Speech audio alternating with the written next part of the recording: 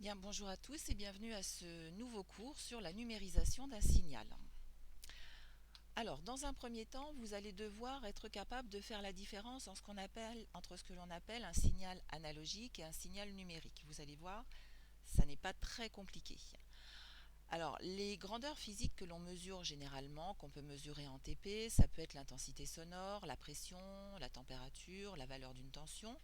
Ces grandeurs, généralement, elles varient de façon continue. Alors, continue à ne pas confondre avec constante.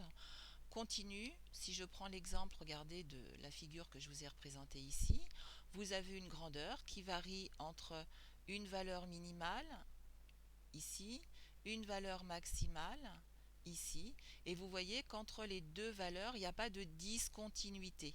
Le signal prend une infinité de valeurs entre la valeur la plus petite et la valeur la plus grande. Lorsque le signal ainsi prend une infinité de valeurs, on parle de signal analogique. Mais pour qu'un signal analogique soit exploitable par exemple par un ordinateur, il va falloir le convertir, le transformer en un signal qui va être dit numérique. Un signal numérique, regardez la deuxième figure, c'est un signal qui présente un nombre fini de paliers horizontaux. Ce qui veut dire que dans le cas numéro 2, là celui que je suis en train de vous présenter, vous voyez la valeur de l'amplitude ne peut pas prendre n'importe quelle valeur entre sa valeur minimale et sa valeur maximale, elle ne peut en prendre qu'un nombre restreint. Si vous regardez bien ici, je crois que l'amplitude ne peut prendre que 6 valeurs différentes. À partir du moment où l'amplitude ne peut prendre qu'un nombre fini de valeurs, on parlera de signal numérique. Et donc ce qui va nous intéresser dans ce chapitre, c'est comment est-ce que l'on va passer d'un signal analogique à un signal numérique. Un exemple, si vous voulez numériser un signal qui correspond à la propagation d'un son. Alors le son, qu'est-ce que c'est? Le son, on l'a vu au début de l'année, c'est une onde longitudinale, une onde mécanique, qui correspond en fait à une succession, une alternance de zones de dilatation et de compression de l'air. Donc en fait, la grandeur qui va varier, ça sera la pression de l'air. Cette pression, elle va être mesurée par un micro qui va convertir le signal sonore, donc les variations de pression des différentes tranches d'air, en un signal électrique. Ce signal électrique va être transmis à la carte son par exemple d'un ordinateur et vous voyez que c'est à ce moment-là qu'il va y avoir passage d'un signal analogique à un signal numérique. Et ce signal ensuite va être codé dans l'ordinateur en une succession de 0 et de 1. C'est le langage binaire que l'on va aborder dans quelques minutes. Donc nous, je vous ai dit, ce qui va nous intéresser, ça va être le passage du signal analogique au signal numérique. Pour transformer l'un en l'autre, il va falloir discrétiser les informations et on va parler de numérisation. Alors la numérisation d'un signal, elle se fait à l'aide d'un dispositif qu'on appelle un CAN, c'est-à-dire un convertisseur analogique numérique. Et évidemment, ce qu'on va chercher, c'est à ce que le signal numérisé se rapproche au plus près du signal analogique, qu'il lui soit très fidèle. Et ce que l'on va étudier dans la suite, c'est à quelles conditions est-ce que la numérisation va être optimale. Deux paramètres vont jouer sur cette numérisation. Le premier paramètre, c'est ce que l'on appelle la fréquence d'échantillonnage. Alors, c'est relativement simple. Vous regardez ici, vous avez là un signal qui varie de façon continue entre le début du signal et la fin du signal. C'est un signal qui prend une infinité de valeurs. C'est un signal qui va être analogique. Pour étudier ce signal, c'est une image que je vous donne, on va le découper en tranches verticales, chaque tranche ayant toujours la même valeur. Horizontalement, vous notez qu'on a le temps. Donc ici, cet intervalle, ça va être une durée. C'est ce que l'on va noter grand TE et que l'on va appeler la durée d'échantillonnage. Sur chaque échantillon, un dispositif va mesurer la valeur de la tension, mais ne va retenir qu'une seule valeur. Je m'explique. Si on se place dans cet intervalle-là, d'accord, vous voyez que la valeur de la tension, elle varie de cette valeur-là à cette valeur-là. Donc dans le deuxième intervalle, entre TE par exemple et 2TE, entre la valeur minimale et la valeur maximale de la tension, vous voyez qu'il y a une infinité de valeurs qui sont prises. Eh bien, un dispositif, parmi cette infinité de valeurs, ne va en retenir qu'une. Par exemple, je vais la mettre d'une autre couleur, par exemple, celle-là. Alors, ne me demandez pas pourquoi celle-là, je vais l'expliquer dans la partie suivante. Dans l'intervalle suivant, donc entre ici et là, vous voyez que la tension prend de nouveau une infinité de valeurs entre la valeur minimale et la valeur maximale. Un dispositif ne va retenir qu'une valeur, admettons celle-là. Et sur chaque échantillon, donc toutes les TE secondes, un dispositif ne va retenir par intervalle qu'une seule valeur. C'est ce que l'on appelle l'échantillonnage. C'est le CAN, donc le convertisseur analogique numérique, qui va retenir une valeur parmi toutes les valeurs possibles sur l'intervalle que j'étudie. Et vous voyez bien comment on va commencer à passer d'un signal analogique qui peut prendre une infinité de valeurs à un signal numérique qui ne va prendre que quelques valeurs.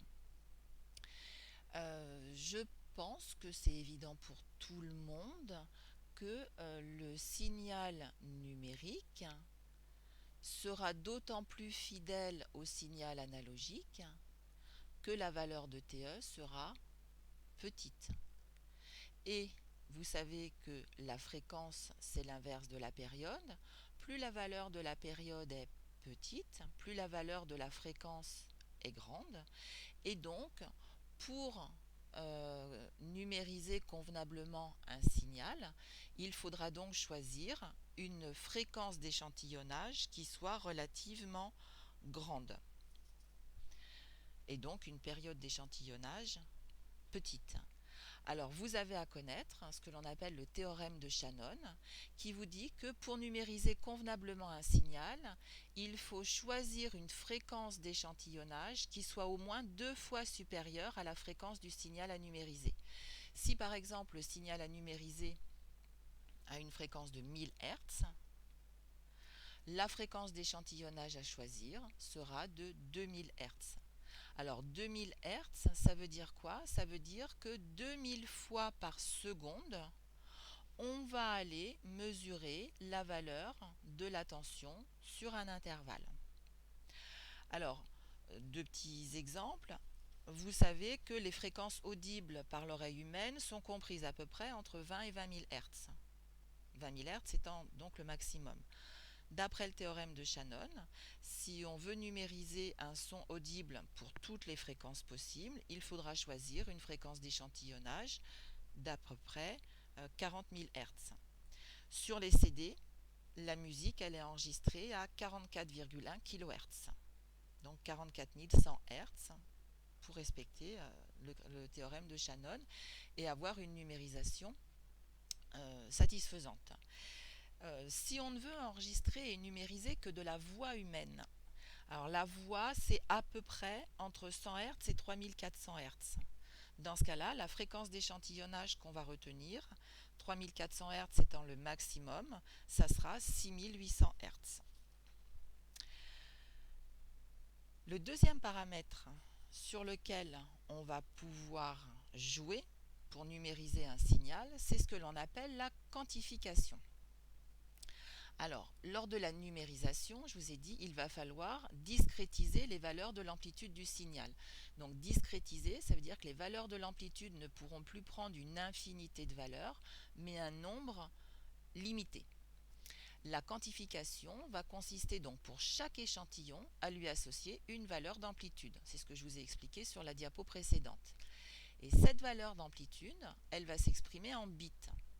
Et l'action de transformer la valeur numérique de l'amplitude en valeur binaire, je vais définir ça dans la diapo suivante, c'est ce que l'on appelle le codage. Alors, qu'est-ce que c'est qu'un bit? Bit, déjà, ça vient de binary digit.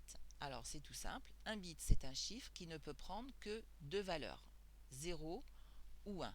Donc, avec un bit, je peux écrire deux valeurs, 0 ou 1.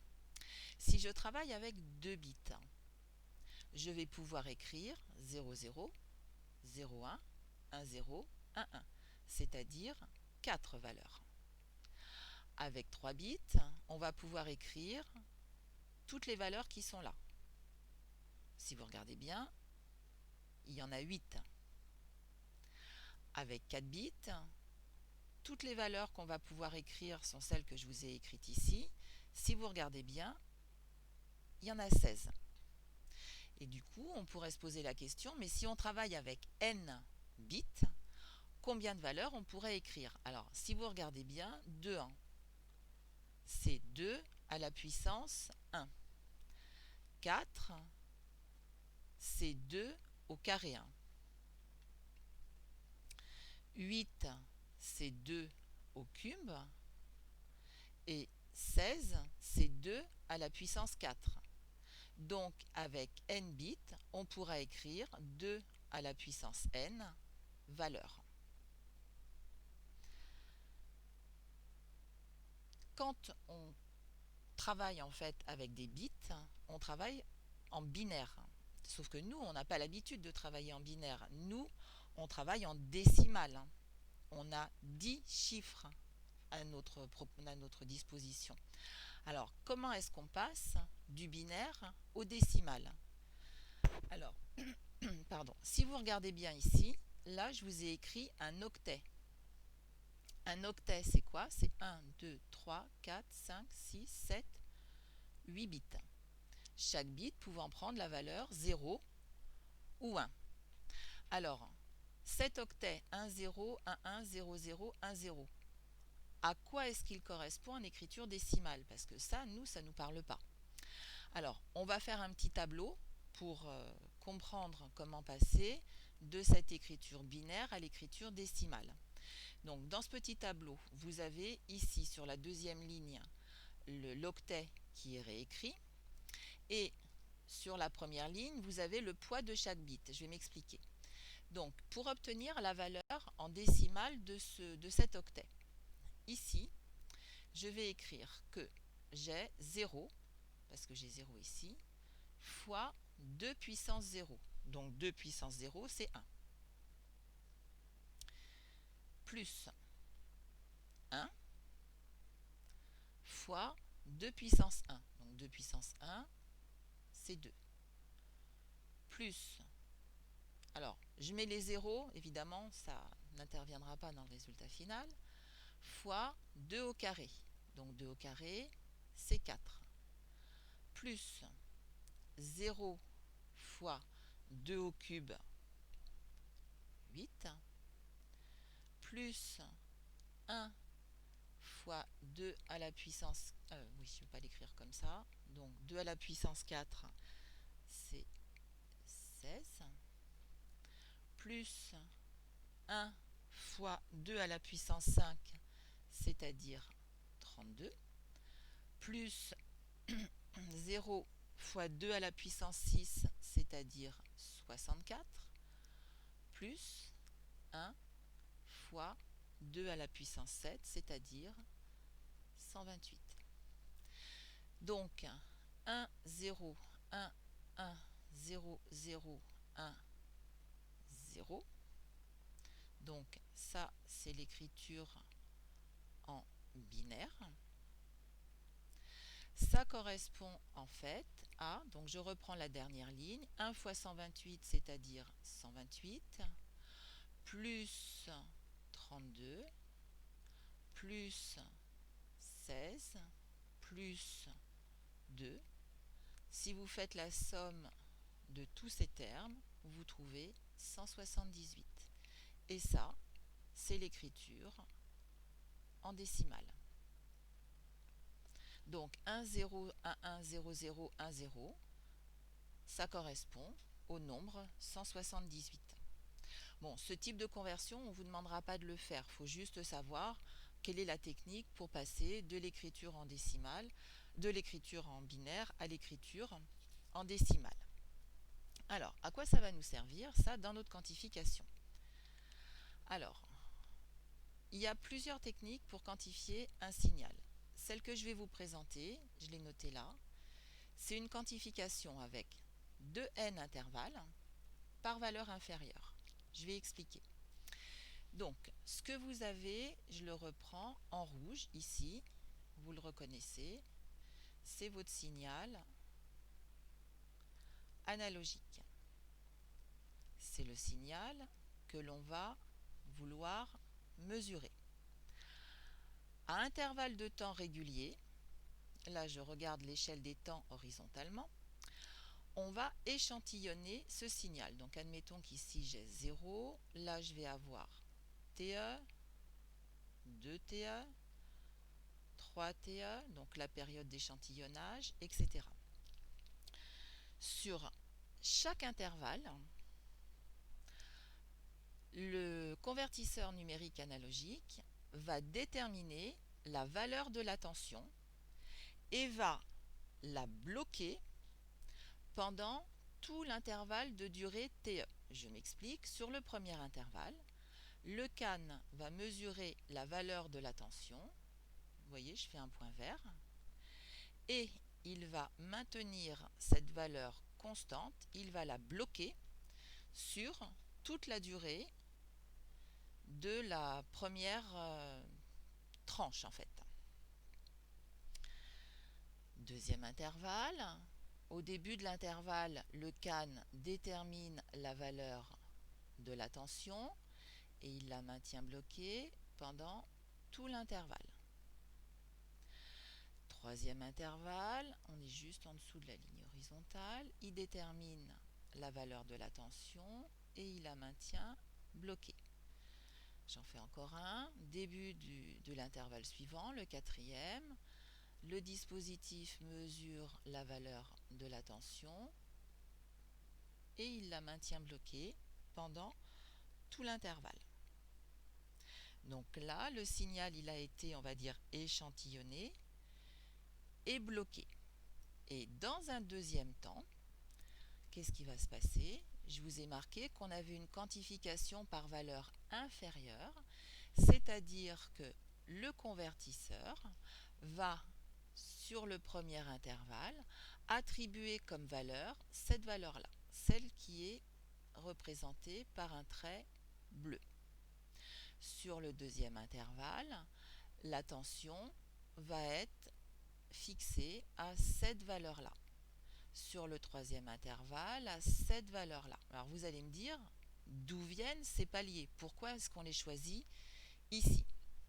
Alors l'explication, elle est simple. En fait, je vous ai dit qu'on allait quantifier en travaillant sur 2 fois n intervalles. Ici, le choix a été fait de travailler sur 3 bits. 2 à la puissance 3, on l'a vu tout à l'heure, ça fait 8. Donc, verticalement, le signal est découpé en 1, 2, 3, 4, 5, 6, 7, 8 intervalles. Et quand je vous dis quantification par valeur inférieure, ça veut dire que sur chaque intervalle donc, de période d'échantillonnage, donc si je prends le premier intervalle, celui où la valeur bloquée est échantillonnée, vous voyez c'est le trait vert, puisqu'on va quantifier par valeur inférieure, eh bien le CAN va mémoriser cette valeur-là, celle qui est juste en dessous. D'accord? Donc là, c'est parce qu'on travaille sur un CAN à 3 bits. Verticalement, le signal est découpé en 8 intervalles. Et sur chaque intervalle, le CAN attribue à la tension bloquée la valeur juste inférieure. Maintenant, donc là, je vous ai expliqué comment par intervalle, vous voyez, on va obtenir ces différents paliers. Mais comment est-ce qu'on distingue ces paliers? Eh bien, justement, c'est là que vont intervenir nos fameux bits. Chaque palier a une valeur. Par exemple, le premier palier, donc je vous rappelle, je travaille sur 3 bits, ça sera 0, 0, 0. Le deuxième, ça sera 0, 0, 1. Puis 0, 1, 0, 0, 1, 1, 1, 0, 0, 1, 0, 1, 1, 1, 0 et 1, 1, 1. Ce palier-là, le dernier, on ne lui attribue pas de valeur, tout simplement parce que comme on va quantifier par valeur inférieure, quelle que soit la valeur du signal dans cette partie-là, la numérisation sera toujours rapportée à ce palier. Et donc vous voyez que par période d'échantillonnage, le signal va avoir une valeur. Donc sur la première période d'échantillonnage, le signal sera codé 1, 0, 0. Sur la deuxième période d'échantillonnage, le signal sera codé 1, 1, 1. Sur la troisième période, il sera codé 1, 1, 0. Alors, je vous ai représenté ici. Donc vous pouvez aller, ce sont des copies d'écran, vous pouvez aller voir sur internet, je vous ai marqué l'adresse sur la diapo précédente, c'est sur le site qui s'appelle australo.net, dans animation physique, numérisation d'un signal. Donc vous regardez bien, la figure qui est là, c'est celle que je vous ai présentée dans la diapo précédente, c'est-à-dire quand on a une fréquence d'échantillonnage FE et que l'on travaille sur 3 bits. Donc le signal numérisé, c'est le signal qui présente des paliers horizontaux bleus. Bon, vous voyez qu'il est quand même très loin du signal analogique initial. Quand je passe à cette figure-là, essayez de voir ce qui a changé. J'ai toujours le même nombre de paliers verticaux.